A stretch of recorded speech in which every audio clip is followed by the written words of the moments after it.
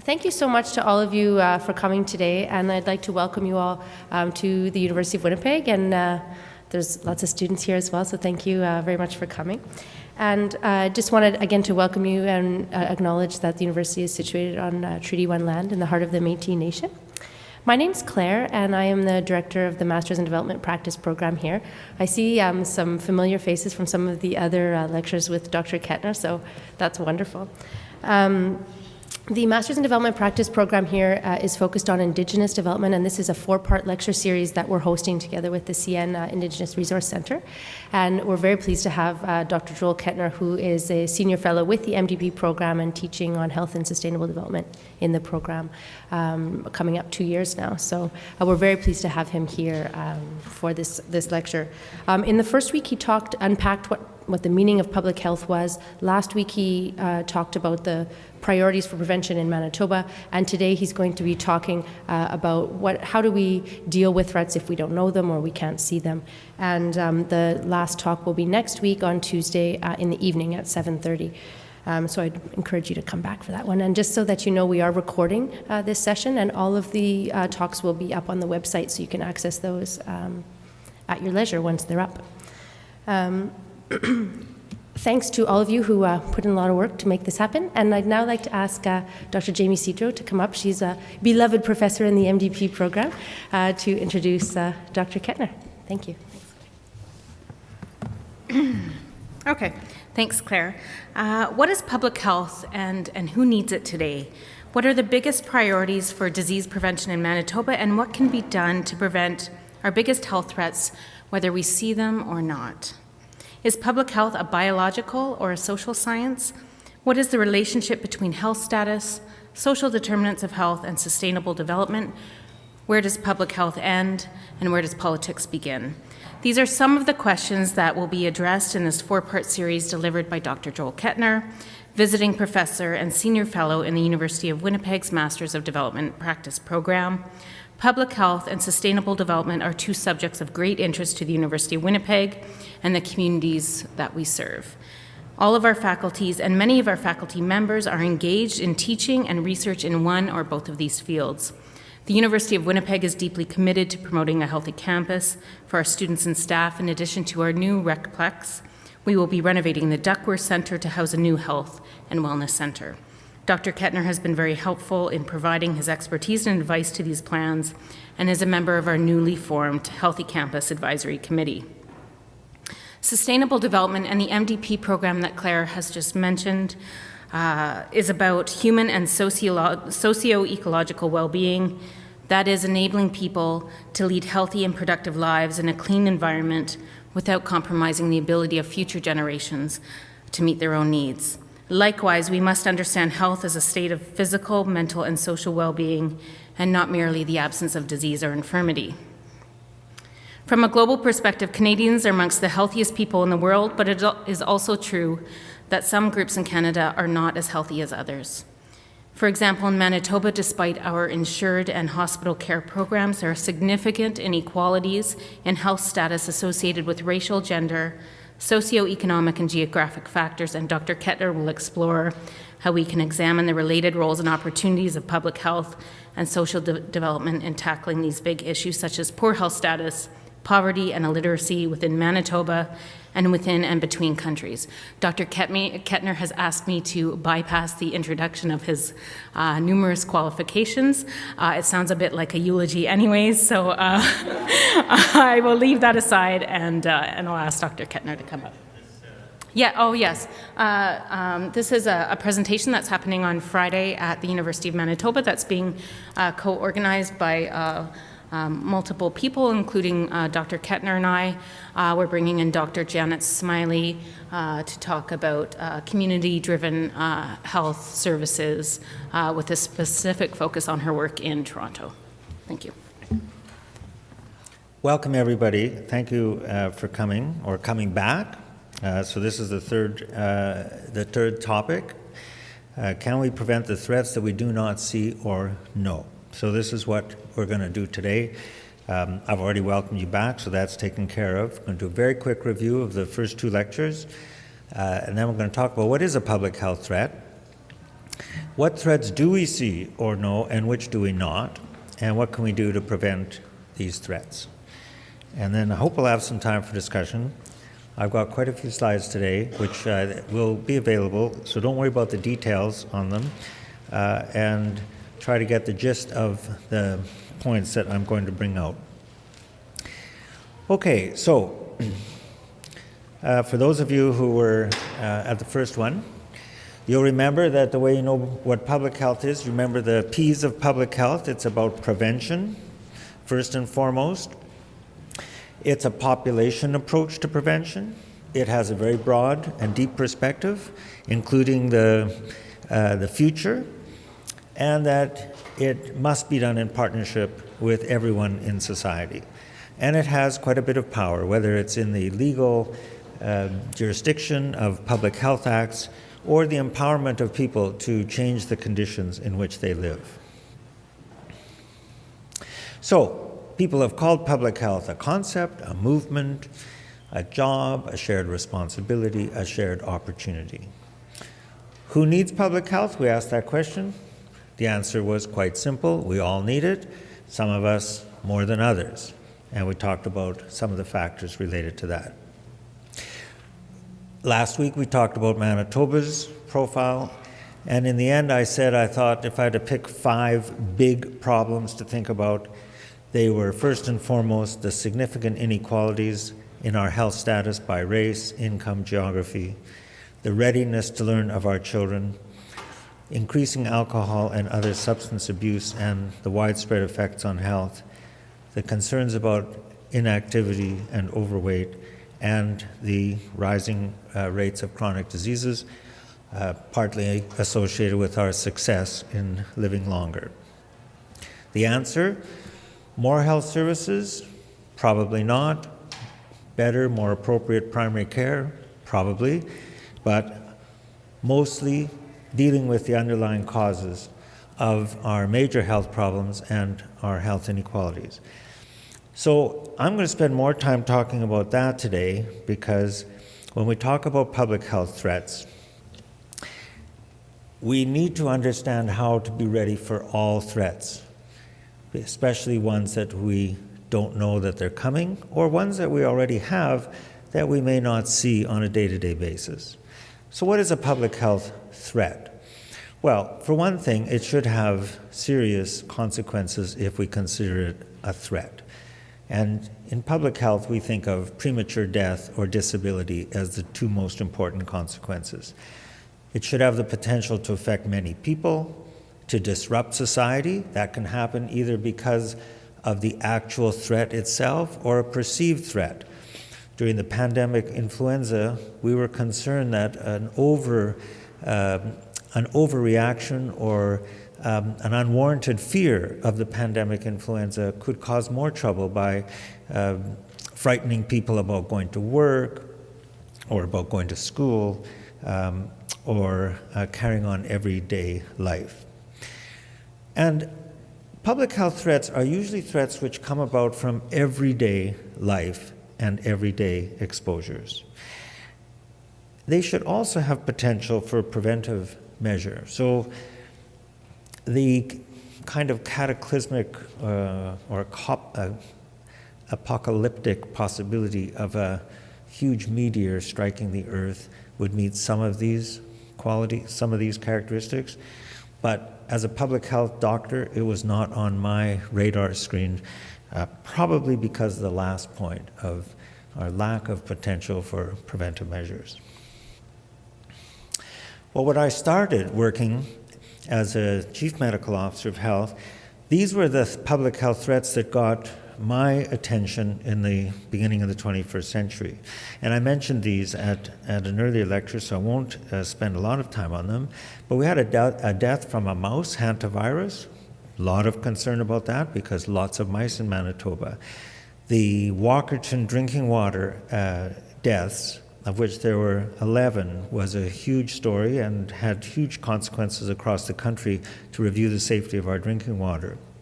West Nile virus, anthrax powder after 9/11, SARS virus, listeriosis, and the most recent H1N1 pandemic. If you added up the number of deaths from all of these and considered the impact that they had on disability and death, we might conclude that these were actually minor threats in the big picture, even though they got so much attention. Was that because of brilliant public health work that mitigated all the threats? I'd like to think so. But do we have evidence for that? Some. Probably we were cautious and we dealt with them in a reasonable way. But the risk of the attention that those threats get is that we forget about the everyday public health threats that we face. And I showed some of these data to show the leading causes of potential years of life lost. None of the things that I just mentioned as examples would be on this pie chart other than listed in with other causes. So, cancer, number one cause of potential years of life lost. In other words, looking at prematurity of death, not just the numbers of deaths, but unintentional injuries and intentional self-harm from suicide become extremely important when we look at potential years of life lost because of the younger age groups. It brings out that everyday issues with regard to how we live, mental health, injuries, lifestyle, and the conditions which we're going to look at more that are associated often with poverty or inequality or sexism or racism start to play a big role in our everyday public health threats. So, when I was thinking of this title, I wasn't sure exactly what I meant, to be honest, about public health threats that we do not see or know. Partly it was to get at what has been really the cornerstone of public health in many ways, which is bugs that we can't see, bugs that can be transmitted, whether it's through the air or whether it's in food or through sex or blood transfusions. But there's another way of thinking about threats that we do not see or know that I think I'm going to focus more on today. And that is factors that are a threat to us every day and maybe even more so in the future that we may not see or realize or think about in our everyday lives. And some of this has to do with seeing small things. Some of it has to do with seeing the bigger picture, but maybe mostly it has to do with seeing things more clearly and knowing better. So, I won't ask you to guess if these are hot dogs or an electron microscope of the Mycobacterium bacillus, or that causes tuberculosis. But if you were going to guess between those two in today's lecture, I know what you would guess, and you would be right. But here's an interesting thing. This is a very modern way of looking at small things that we weren't able to do until quite recently. And if we look at the history of the mortality from tuberculosis over the last 150 years or so, it was continually going down even before we knew what was the cause of consumption or had any treatment for it or a vaccine.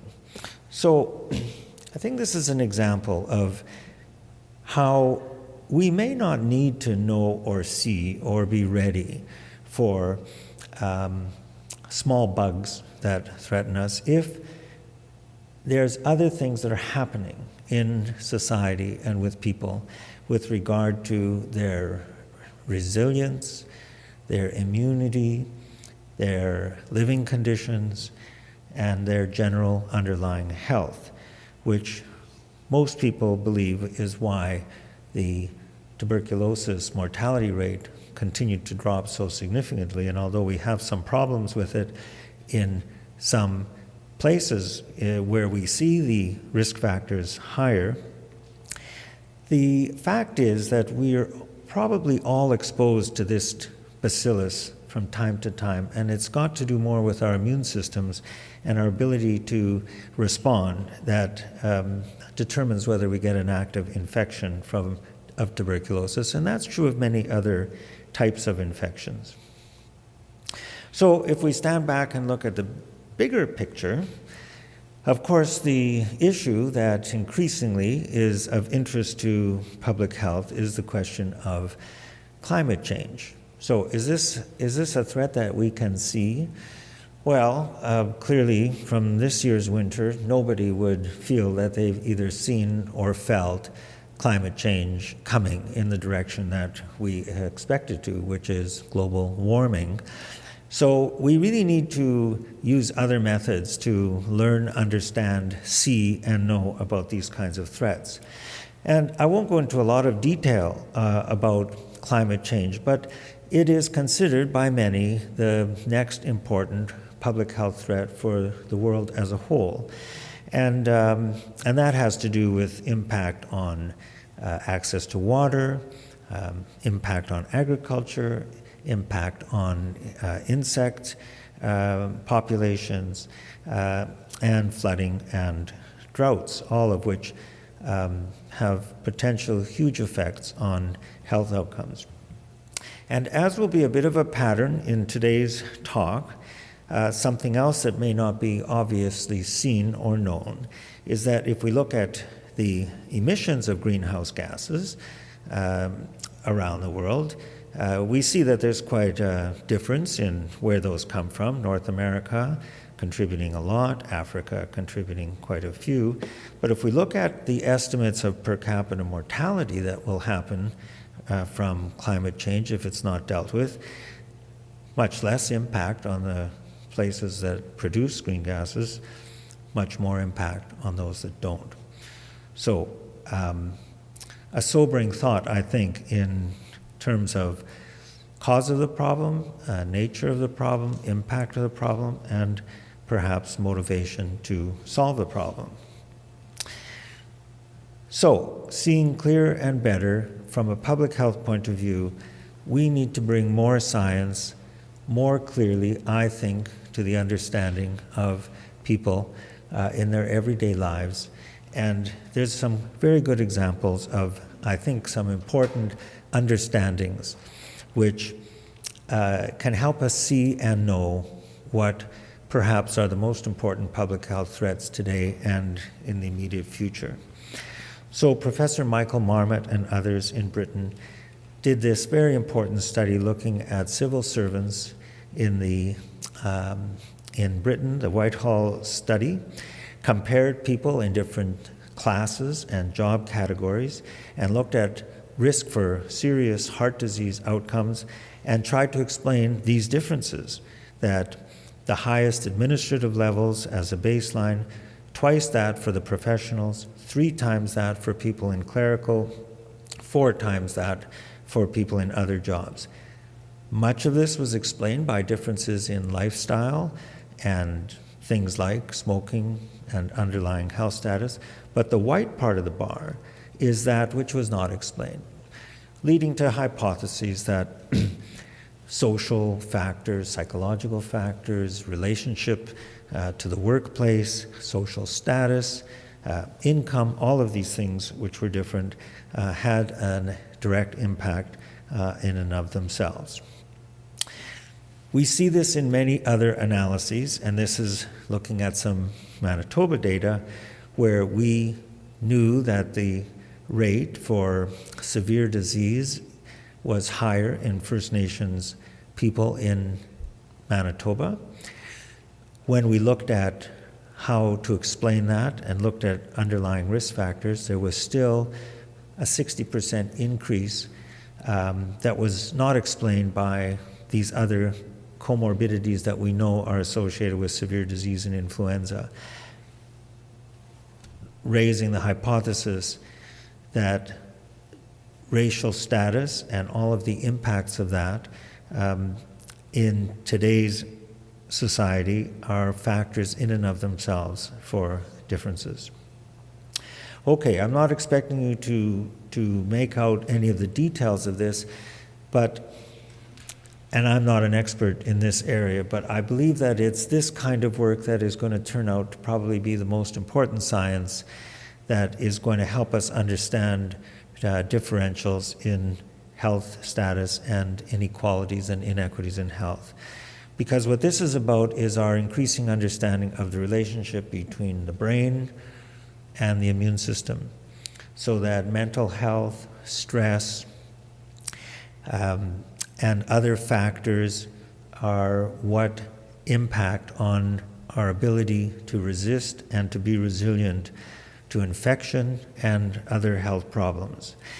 And there's increasing evidence, and I think more will come forward, that psychosocial factors impact significantly in these differences in immunity and resilience. And that gets us into understanding better the levels of causation and the causes of the causes. But because we can't get down into the details and depths of that, we have to use epidemiological studies to try to make sense of these differences. So if we look at this on a global perspective, and again, looking at the leading causes of death, it's interesting that it's quite a different pattern than Manitoba's. Although heart disease and stroke are high, cancers are not as high, although here they haven't grouped all the cancers, so we have lung cancer at this level. But lower respiratory infection, chronic lung disease, diarrheal diseases, HIV/AIDS, as well as injuries become important. But perhaps what's more important from the point of view of understanding these threats is to look at what are the underlying factors that contribute to the distribution of what are called disability-adjusted life years. So this looks at not just length of life, but quality of life as well, and adjusts for it.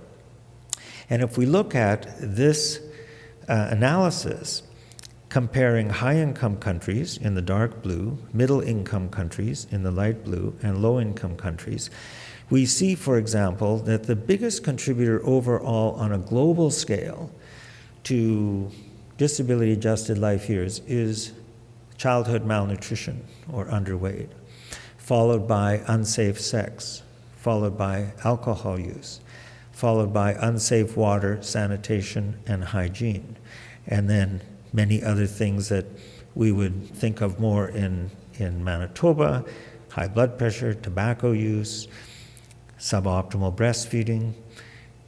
Diabetes is kind of across the board here. Indoor smoke from solid fuels, much more of a problem in low-income countries. And as you get down here, it's more nutritional and vitamin-related deficiencies and abnormalities.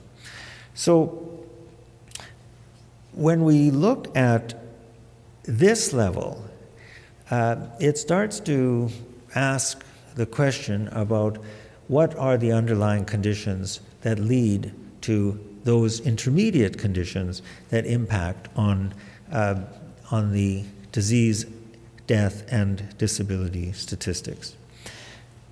So when the Millennium Development Goals were prepared now almost 15 years ago, and 1 year before their objectives were intended to be reached, if we look at those 8 goals, we note that 3 of them are health specific, and those are the ones in red. But if we look at the other ones, they're either related to underlying factors, which we know are associated with those health outcomes, or the long-term issues of environmental sustainability and global partnership for development, which we also have good reason to believe in the long run will be the important factors for reaching other health goals.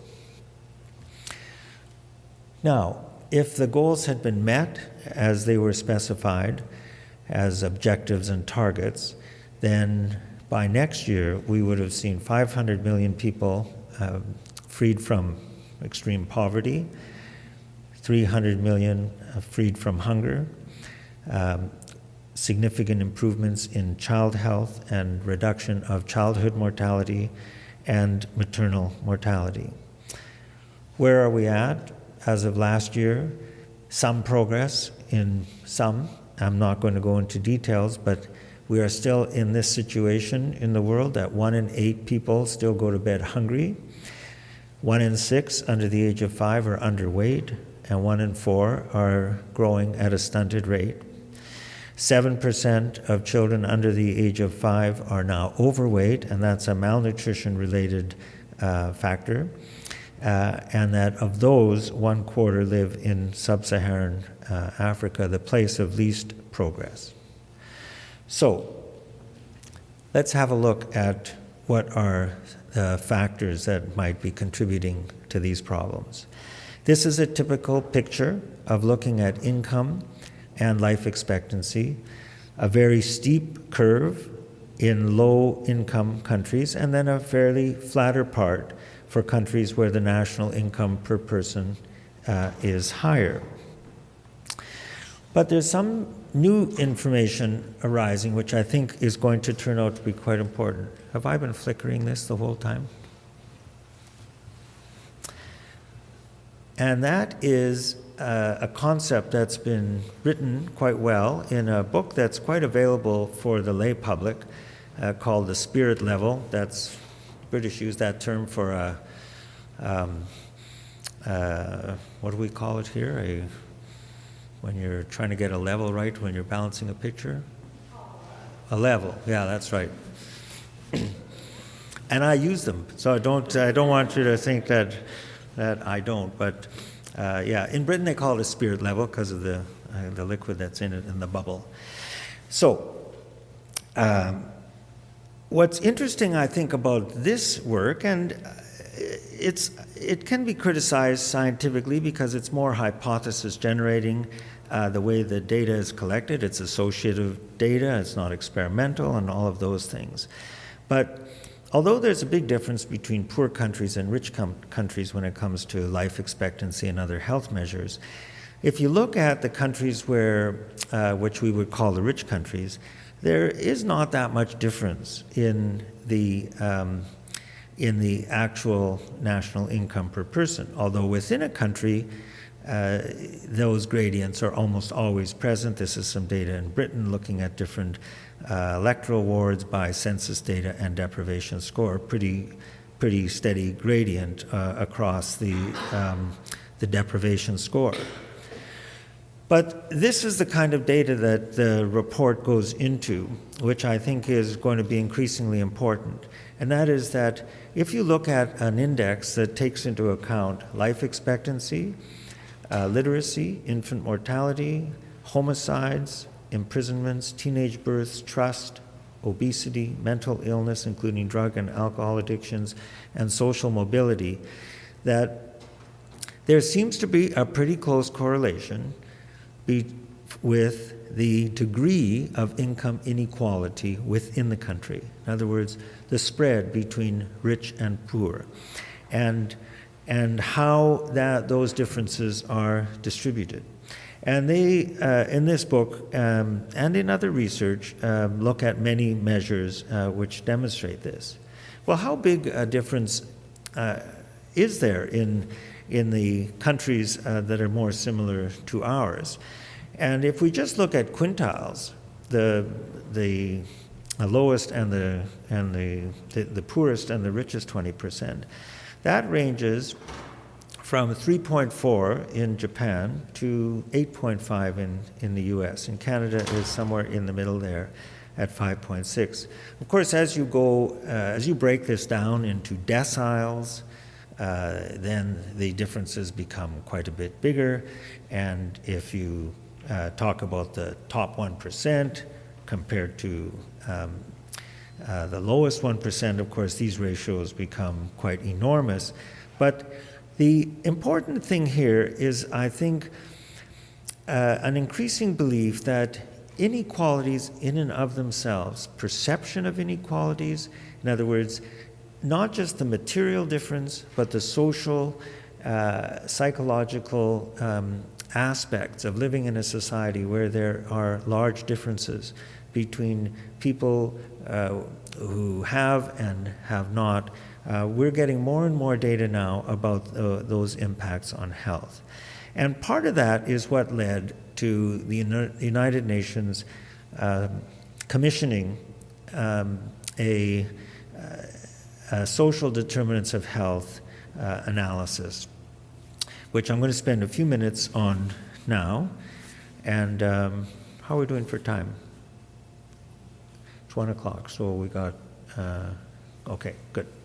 So a few points related to the work of this commission. And again, the name Michael Marmot comes up again because he was the one involved with that British study of Whitehall civil servants, and was the commissioner of, or the chair, I should say, of this commission.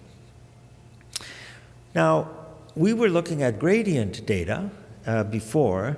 This is more categorical data, and it's important to appreciate the differences between them, but their equal contribution.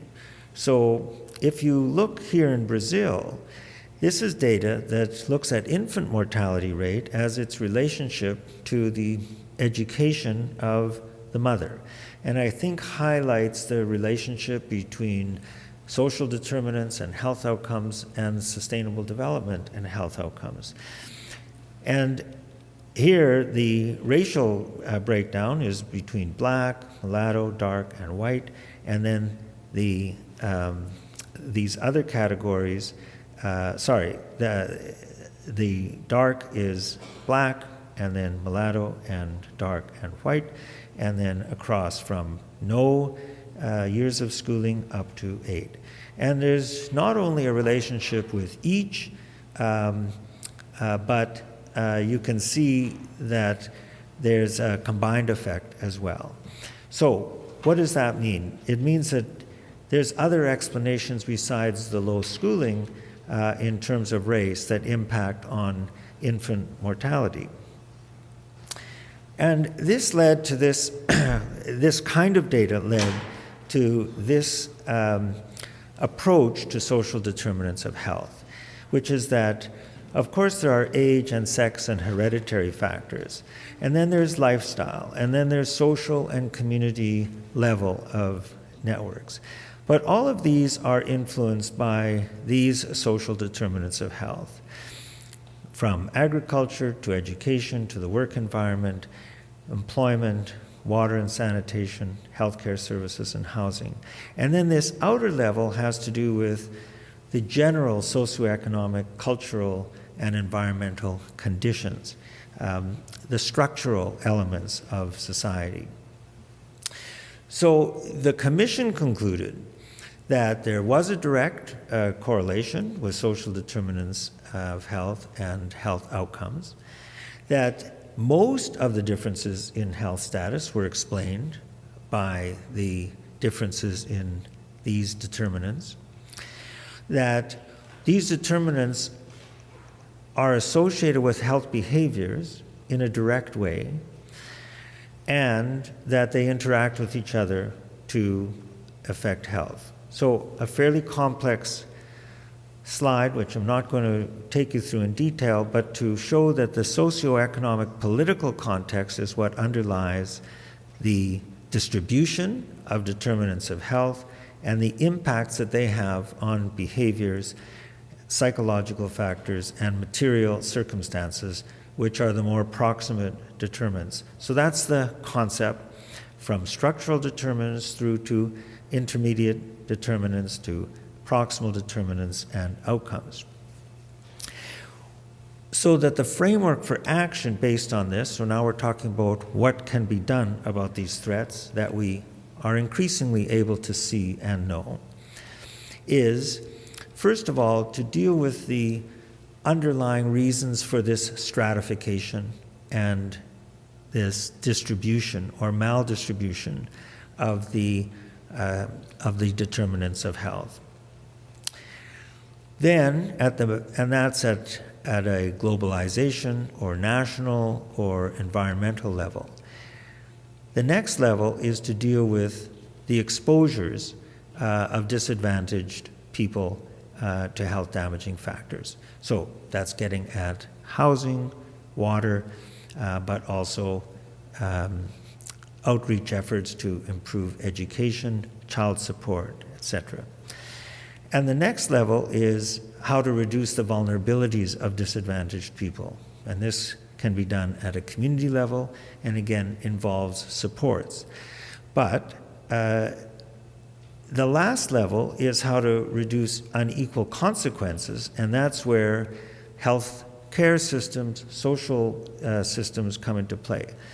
The point of this is that work has to happen at all levels, and that if we just work at the downstream level and deal with health and social care of people who are already so far down the road from inequalities without addressing the underlying structural determinants, then these will be short-term, if at all successful strategies.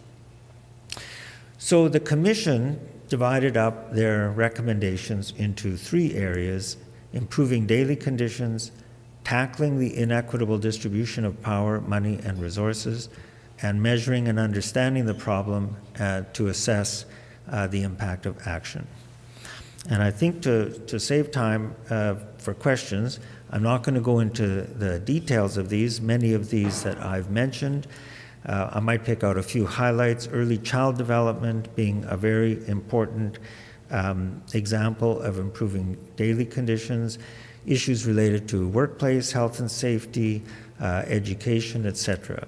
These relate more to taxation policies and finance policies, as well as strengthening the resource allocation for health and social services, and of course addressing issues around racism and sexism through human rights policies and legislative changes.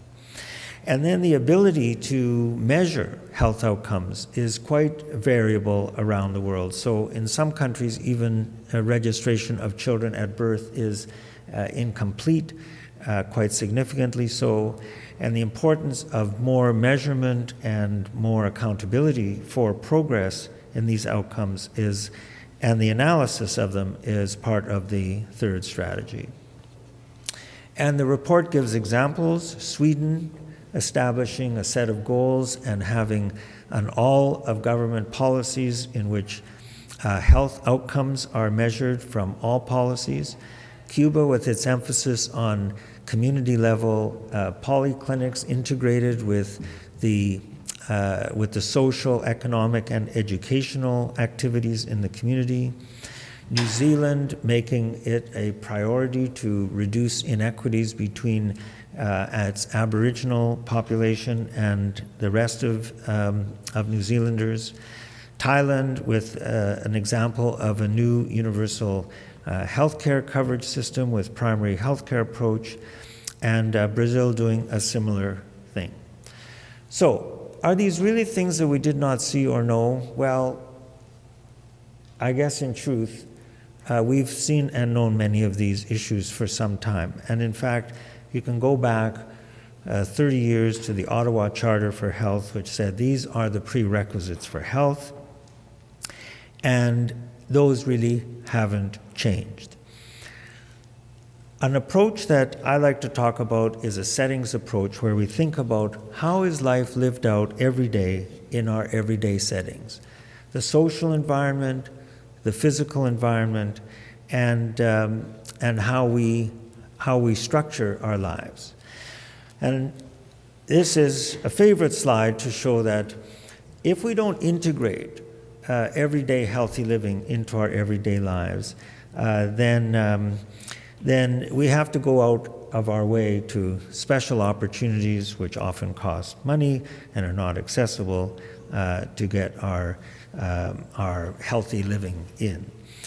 So this is just an image to show that governments, private industry, and non-government organizations must work together at all levels as well as across sectors, but that in every level of society there is an opportunity for the accountable and governance elements to make decisions.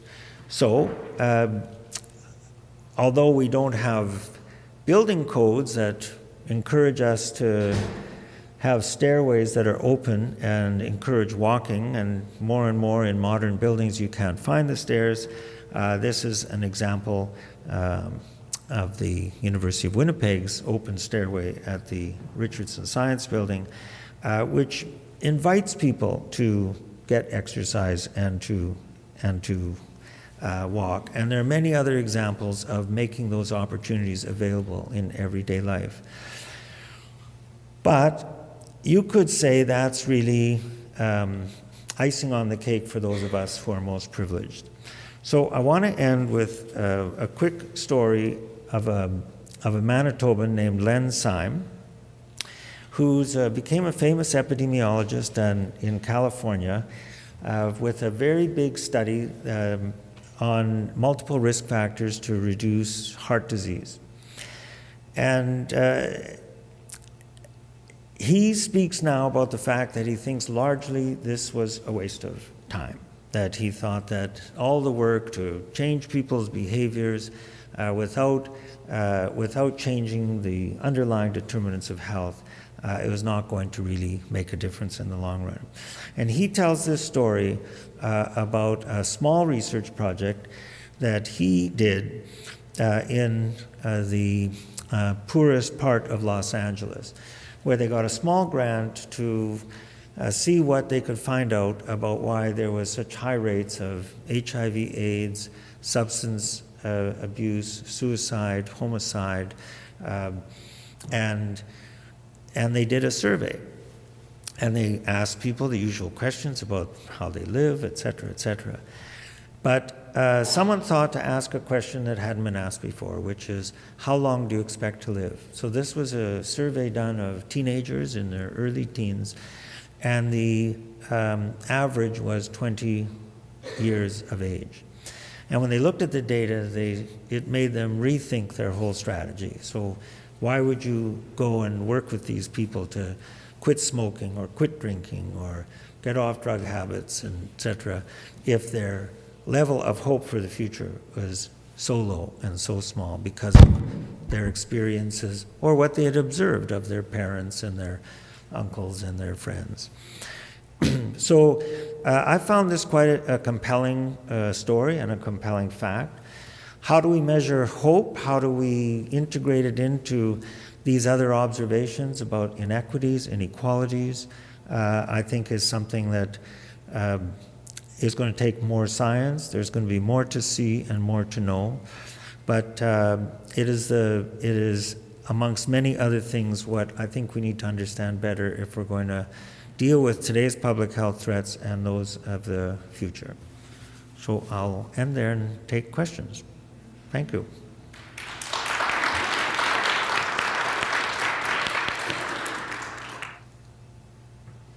Linda McMahon, retired nurse, second-year university student. I worked several years with a lot of people from the northern communities who came to my ward and had amputations due to a lot of them being non-compliant with their diabetes, which they knew they had. So my question is, and there's a lot of it, they come in with a gangrene already, and my question is, how can we help the northern communities to, I know there's a lot of teaching goes up there, but obviously there's still something lacking if they keep coming forward with this problem. To teach them, they have to continue with their diet and their exercise and their medication, and they just can't skip it. But I've seen a lot, in a lot of years, a lot of amputations due to that. Mm-hmm. That's my question. Well, there's a lot in that important question. And the simple answer I'm going to give you is two-part, which is, of course, in the short term, we provide all the help and care we can, regardless of what stage in disease and conditions people are in. But maybe just as important, if not more important in the long run, is to work with the people in these communities to figure out how to address the underlying determinants which relate to diabetes and so many other conditions in which the rates of disease and the outcomes of treatment are so much different and so much worse for our Aboriginal people, especially in remote and northern communities. That's a pretty general answer, but I think that's about as far as I should go with it in this context.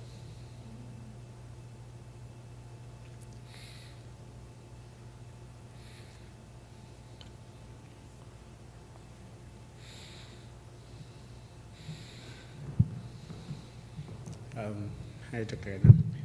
My name is Sunday. I am a recent graduate from the MDP.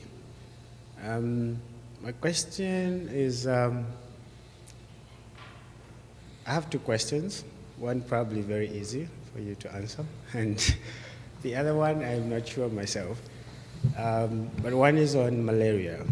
I know that it's not a problem here, but it's a problem in tropical countries, and people do travel from here to those countries where they could be at risk of malaria.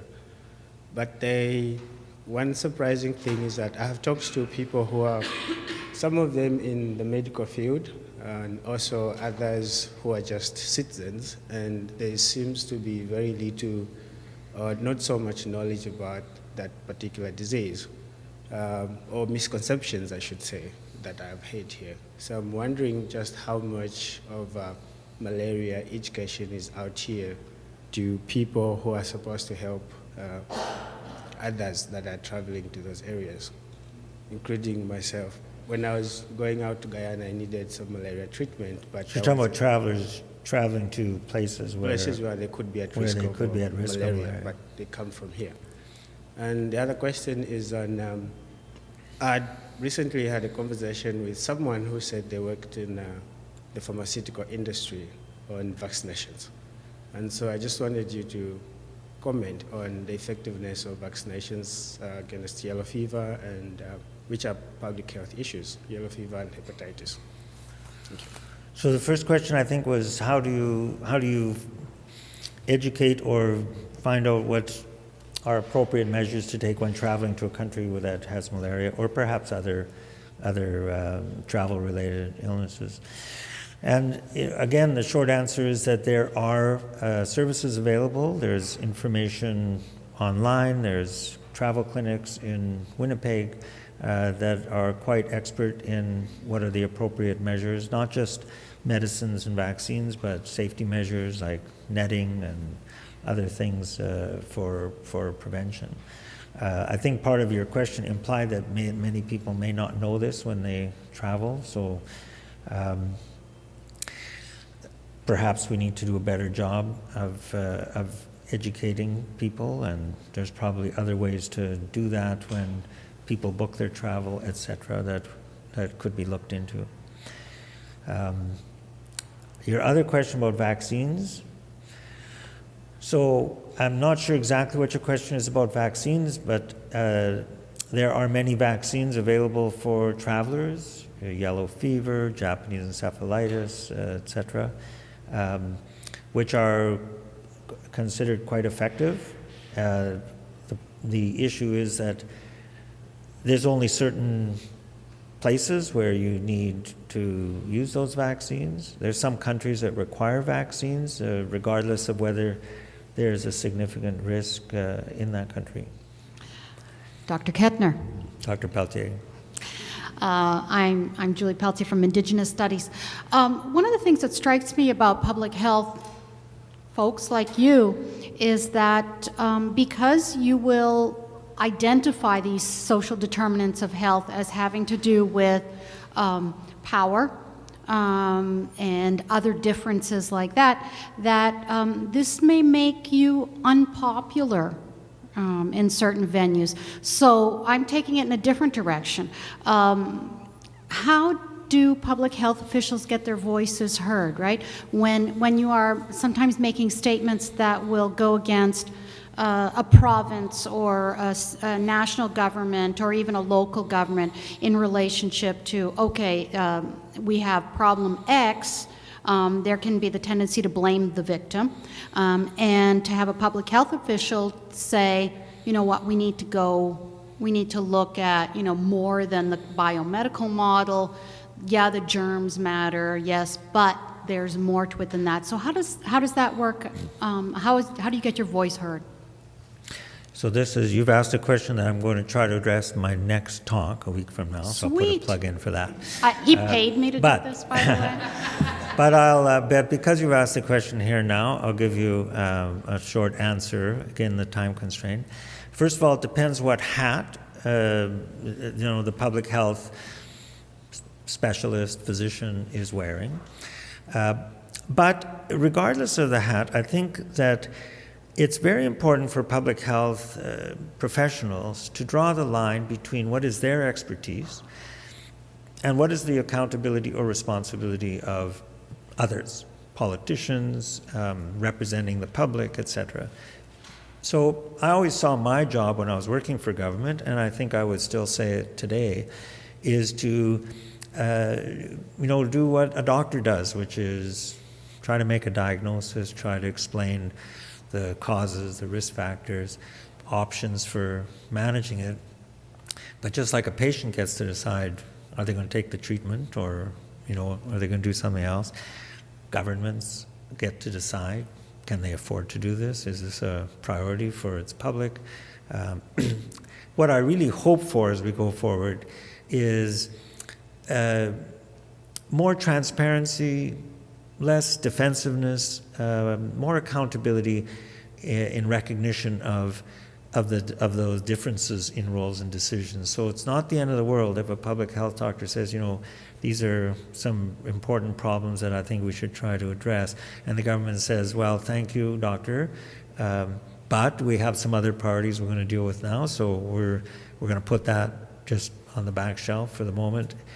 In general, governments are not comfortable with that kind of open dialogue and transparency and sharing of accountability or determining accountability. But I think in many ways we're going in that direction. And many of the big inquiries and issues that have come out in sort of public health crises, like the Creever inquiry after the blood contamination, the Walkerton reports, the report after SARS, many of them have said that public health officials have to be given that freedom and independence to say what they think is going on. They just shouldn't cross the line and say, and therefore this is what you should do with the minimum wage, and this is what you should do with foreign policy, and this is what you should do with taxation. That would be beyond my expertise. I may have my personal views about it, but they're not. I can't make those professional views. Does that help answer the question? Yes. I'm Zulfia, and I'm doing my postdoctoral fellowship at the Faculty of Nursing. And so it's my second year in my program, and what I found out that when I talk to Cancer Care or other organizations, they do not have their statistics by immigrant status or by ethnicity, or they do not consider the number of diseases, for example, immigrants face. And so it's one of the problems when you would like to start a research, you do not know what data exists. And I wonder if the government of Manitoba will start looking at the issues of indigenous peoples and immigrant communities who are the most vulnerable. Second is that it's interesting then when I started looking at research data across provinces in Canada, there is not much that is done in Manitoba, looking specifically at immigrant communities. And I did a small pilot study with the Filipino immigrant caregivers and patients who have chronic conditions such as diabetes, stroke, And some of them have stroke, and they have diabetes, and some of them have diabetes and mental issues. And what surprised me, even the sample was so small, many patients had Alzheimer's disease. They had memory loss, and none of them would say Alzheimer's or dementia, but all of them would say memory loss. And some family caregivers experience they experience memory loss just because of caregiving stress, unemployment, and housing conditions, and all social determinants of health.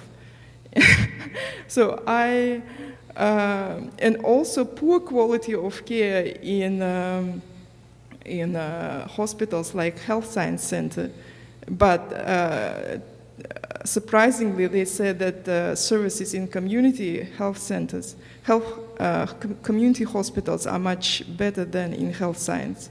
So I wonder what you would suggest and what you would do if you were a Filipino immigrant in Manitoba. Okay, that is the hardest question I've had so far today.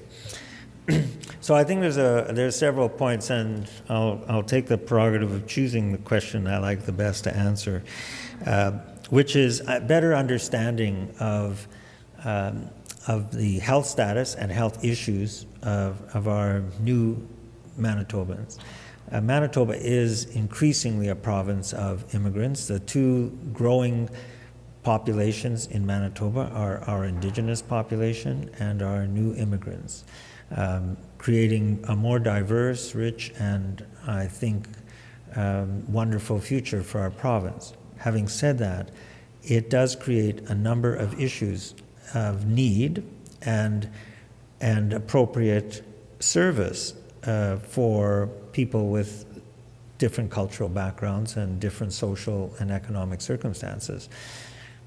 We need to do better at collecting the data so that we can monitor, observe, and analyze how that's going. And I think the future of our electronic health record system really is a potential for solving that problem, because that kind of information can become part of everyone's living records, and then we can better understand in ethical and anonymous ways what's happening here and what the needs are.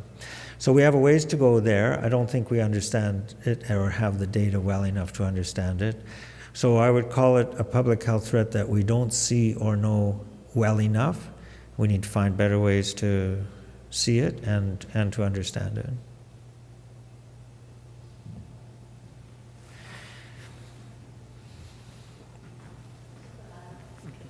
Just a sort of quick question. I just noticing from your figures about the different causes of disease and related to early onset death, there were many illnesses and diseases that we don't see here in Canada and most of the developed nations, but with a lot of our scientific and medical research, it seems a majority of the money and research itself has focused on diseases and illnesses related to our lifestyle and directly affect us. So I'm wondering how, as a society and specifically in public health, we are able to address and encourage people to sort of reinvest in focusing in diseases that don't necessarily affect them, but are significant, especially in developing countries. Well, that's a great question. It's probably a better one for me to answer next week when we talk about some of the political, ethical, and challenging connections between government, business, and public health practice. But it's an important question, and the long-term answer is really to redistribute the resources and capacity so that countries and regions and communities have the ability to study their own problems in a way that's important and to address them in a way that's practical. So many of these big problems that you identified in the list may not have in their solutions new drugs or expensive technology, but more basic needs met at the, in the structural level, as I was referring to earlier, may not need so much health research as it does social, economic, and developmental research and work. Thank you very much, Mr. Kettner, and thank you all for coming. Thank you.